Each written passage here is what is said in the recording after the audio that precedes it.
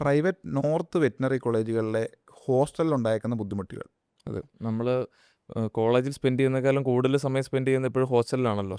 അപ്പം കോളേജിൻ്റെ ചെക്ക് ചെയ്യുന്ന പോലെ തന്നെ ഹോസ്റ്റലിലെ സൗകര്യങ്ങൾ അതുപോലെ തന്നെ മറ്റു കാര്യങ്ങൾ നമ്മൾ ചെക്ക് ചെയ്യണം. ചെക്ക് ചെയ്യണം. അതെ, നമ്മൾ എപ്പോഴും പറയാറുള്ള പോലെ ഒരു ക്വാളിറ്റി എൻവയോൺമെൻറ്റ് അവരുടെ സ്റ്റുഡൻസ് ആവശ്യപ്പെടുന്നില്ല. സോ ചില കോളേജുകളിൽ ഈ പറഞ്ഞ എന്താണ്, നമ്മുടെ കൗഫാമിനോട് ചേർന്ന് ചെറിയൊരു അതുപോലെ തന്നെ ഒരു കൗഫാമാണ് സ്റ്റുഡൻസിന് താമസിക്കാൻ വേണ്ടി കൊടുക്കുന്നത്.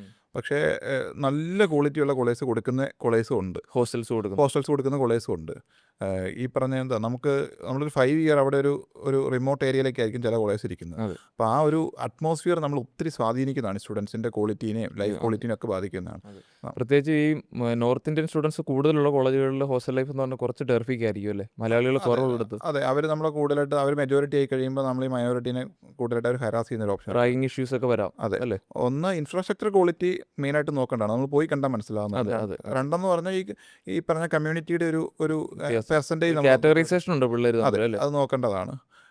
പിന്നെ നിങ്ങൾ വേറെ ഇപ്പോൾ അത് ഓപ്പണായിട്ട് പറയാമെന്ന് പറഞ്ഞാൽ 2018 ഒരു ന്യൂസ് ആക്ച്വലി ചുമ്മാ ഗൂഗിൾ ചെയ്ത് നോക്കിയാൽ മതി. വെറ്റിനറി കോളേജ് ടൈംസ് ഓഫ് ഇന്ത്യയുടെ ന്യൂസ് കിടക്കുന്നുണ്ട്. എന്ന് പറഞ്ഞാൽ ചെയർമാൻ്റെ മകൻ ഗേൾസ് ഹോസ്റ്റലിൽ താമസിക്കുമായിരുന്നു. അത് നോർത്തിലുള്ളൊരു കോളേജിലാണ് ആക്ച്വലി. ഒത്തിരി പ്രീമിയം കോളേജാണെന്ന് പറയാവുന്ന സോ കോൾഡ് കോളേജാണ്, പണ്ടേ ഉള്ളൊരു കോളേജാണ്. സോ അങ്ങനെയുള്ളൊരു ബുദ്ധിമുട്ട് പോലും ഉണ്ടായ കോളേജുകളുണ്ട്. സേഫ്റ്റി കൺസേൺസ് ഉണ്ട്, പ്രത്യേകിച്ച് ഗേൾസിനെ സംബന്ധിച്ച്. So be careful. പക്ഷേ ഇത് കേട്ട് നമ്മൾ ഒരിക്കലും പേടിക്കേണ്ട ആവശ്യമില്ല. അറിയാണ്ട് പോയി സ്റ്റുഡൻസ് പെട്ടുപോകുന്നതാണ് ഈ കോളേജുകളിലൊക്കെ.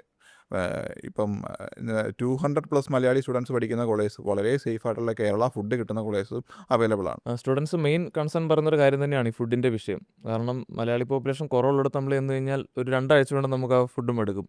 അപ്പോൾ 5 വർഷത്തെ കാര്യം ഒന്ന് ആലോചിച്ച് നോക്കാം അല്ലേ. അതെ, ഈ ഹോസ്റ്റലാന്ന് പറഞ്ഞാൽ കോളേജിൻ്റെ അക്കാഡമിക്സും അതുപോലെ ഇൻഫ്രാസ്ട്രക്ചറും അവർ തരുന്ന ഫെസിലിറ്റീസ് ഇമ്പോർട്ടൻ്റ് ആണ്. അതുപോലെ തന്നെ അല്ലെങ്കിൽ അതിലുപരി ഇമ്പോർട്ടൻ്റ് ആണ് ഹോസ്റ്റൽ തരുന്ന ഇമ്പോർട്ടൻസ്. കാരണം നമ്മൾ 5 ഇയർ ആണ്.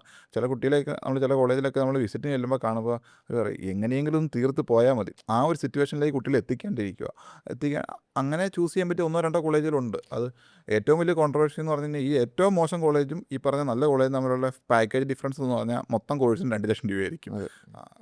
നിങ്ങളെ ചിലപ്പോൾ ഏതെങ്കിലും കൺസൾട്ടൻസ് ആ കോളേജ് മാത്രമായിട്ടേ കണക്ഷൻ ഉണ്ടാവുള്ളൂ. നിങ്ങൾ ചൂസ് ചെയ്യുമ്പോൾ ഈ 8 കോളേജും ഒന്ന് എടുക്കുക, അതിൽ സോർട്ട് ഔട്ട് ചെയ്ത് ഏറ്റവും ബെസ്റ്റിലേക്ക് എത്തുക. അതുപോലെ വേറൊരു പ്രശ്നമാണ് AC അല്ലേ, മിക്കയിടത്തും AC ഉണ്ടാവും, പക്ഷേ വർക്കിംഗ് ആവില്ല.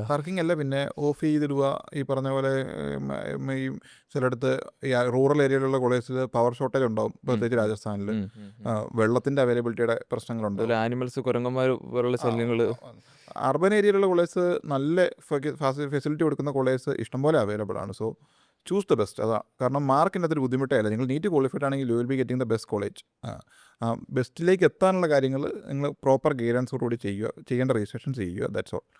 വെറ്റിനറി ആയിട്ട് ബന്ധപ്പെട്ട് എന്തെങ്കിലും ഡൗട്ട്സ് ഉണ്ടെങ്കിൽ you can feel free to contact us. Thank U.